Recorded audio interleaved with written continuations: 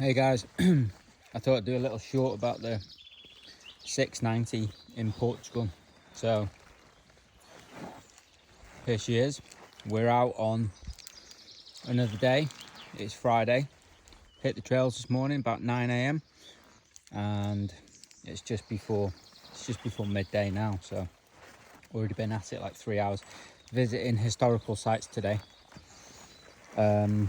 castle ruins, things like that, and some religious sites, but just adds a little bit more fun and purpose to the ride. But yeah, the bike's doing really well.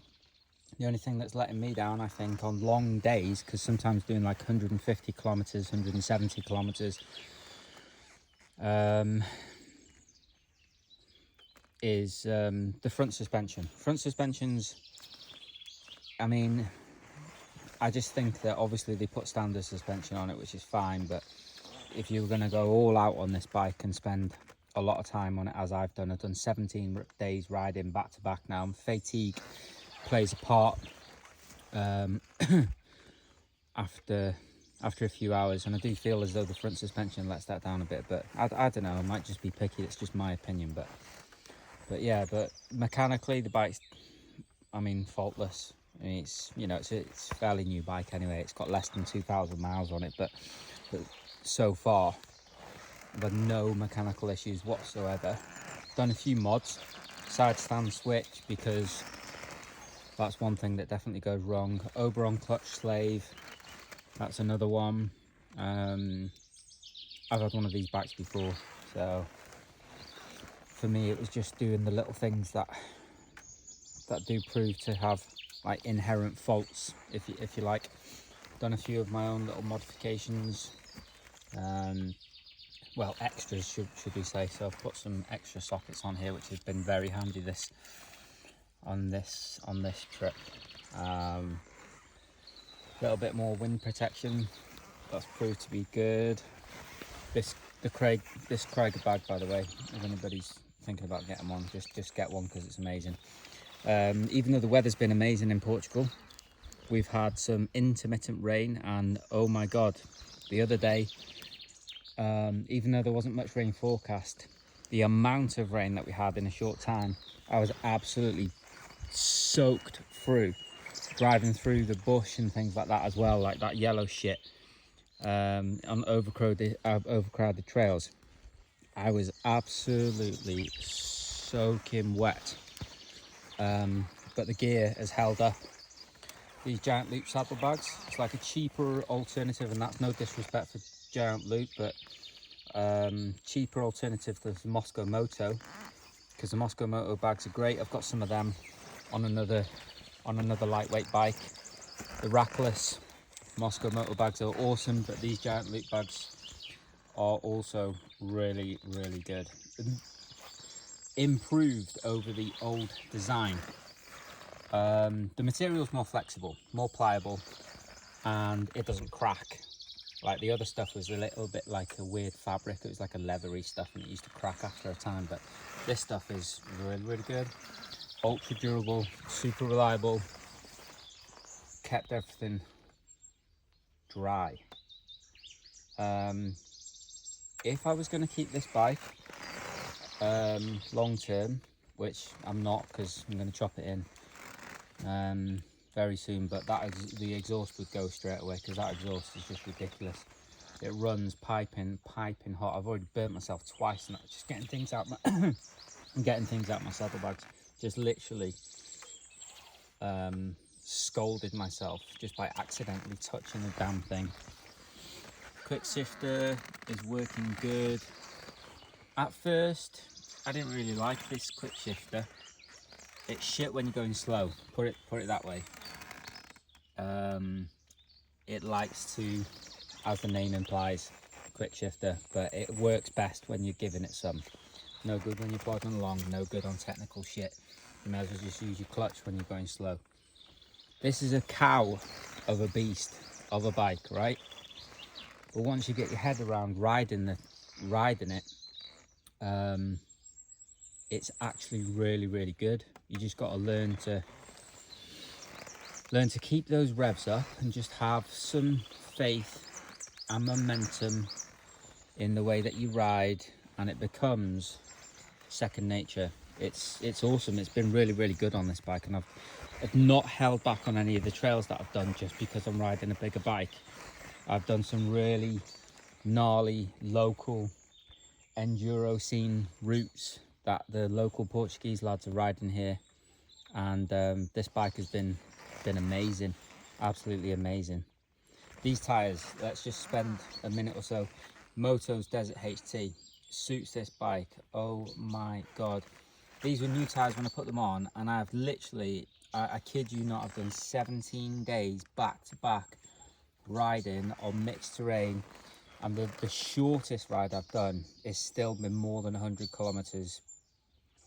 Tarmac in between the trails, not a lot to be fair, because most of it's off-road here in Portugal anyway. You're not very far, you're never far away from being off-road. This is a kind of standard, bog standard looking trail, but the rest of it's like jagged rock, you know, boulders, things like that, forest tracks. These tires have been amazing, and as the days have gone, you know, obviously my confidence has grown on the bike, and I've literally been ripping around trails, and these tires are so good.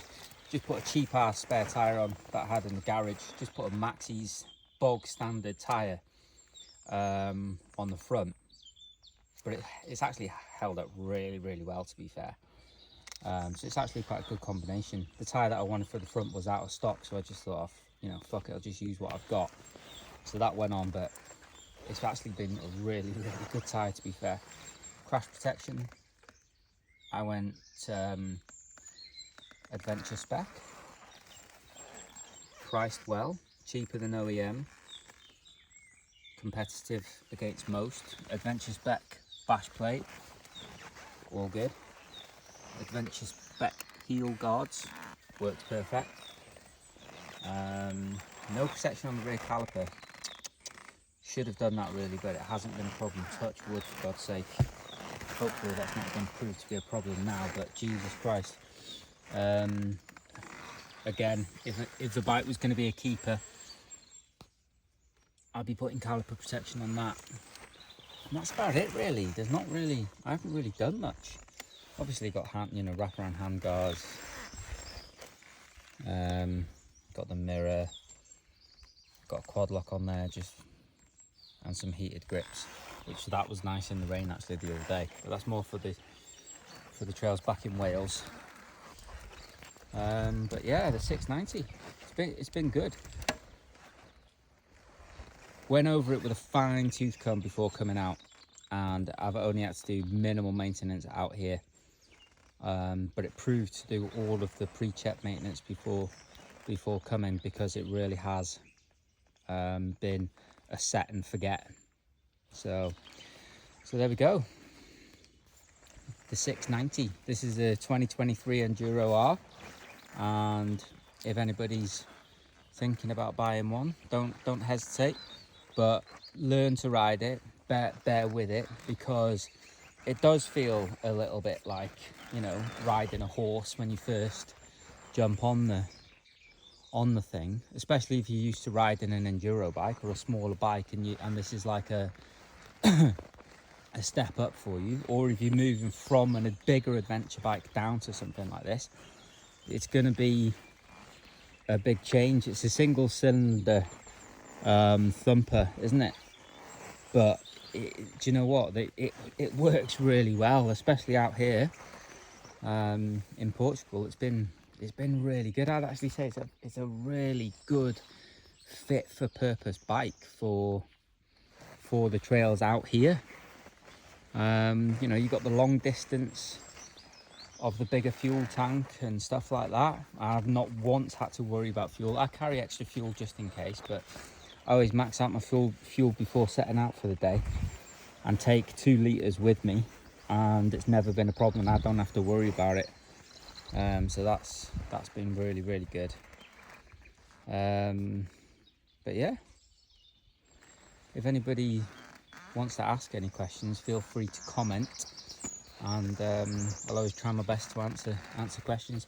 This is another little tank bag, a little storage bag as well. It's not a tank bag because tank's on the back on these, but it's a little storage pack at the front. Again, giant loop. And this, you know, I mean, it's paid for itself. Carries all my cables, accessories, bits and bobs that you might need, emergency repair, get you home type stuff. Same with the side bags. Left hand side, I'm carrying fuel. Right hand side, tool pack and recovery. Just the most common stuff that's going to go wrong with these bikes, really. But you know, I try to stay as light as I can. Yeah, that's it. It's been good. And there, I'm wearing an Aero Commander helmet this time as well, the adventure helmet with the full face visor. And I mean, normally I've been alternating this helmet with a new carbon fiber helmet that I've got. You know, the new layout carbon helmet, which is a really good helmet as well. But what I found is that there's tons of flies and bugs, and when you're in bush, I just like having my visor down because I know nothing's going to get in the helmet. But you know, when the weather's good, I've been wearing my carbon helmet, and my carbon helmet, I've got to say, is so impressive. Oh my god, the difference in wearing a carbon helmet is amazing.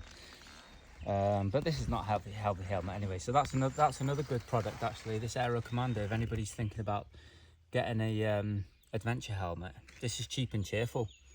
Because for me it was between this and the Klim Krios, and I just thought, well, I've already got like 4 helmets, so I just went with this, and I'm actually really impressed with it. The fits perfect, really well, you know, nice, secure, snug fit, quite a quiet helmet for what they are. That works well. GPS device, Garmin Montana, that's working well. I've got my trail line set to like a pinky purple because there's loads of rivers and streams and stuff like that around, and when I was using blue it was getting confusing, so I'm using pink because it shows up well in the sunlight. And yeah, so anyway, that's working really well. This has stayed in map 2, gnarly, off-road, and obviously 0 traction control. It's just better to ride it like that. But yeah, anyway, there we have it. So KTM 690 2023 Enduro R. It's a beast, and it's been working well.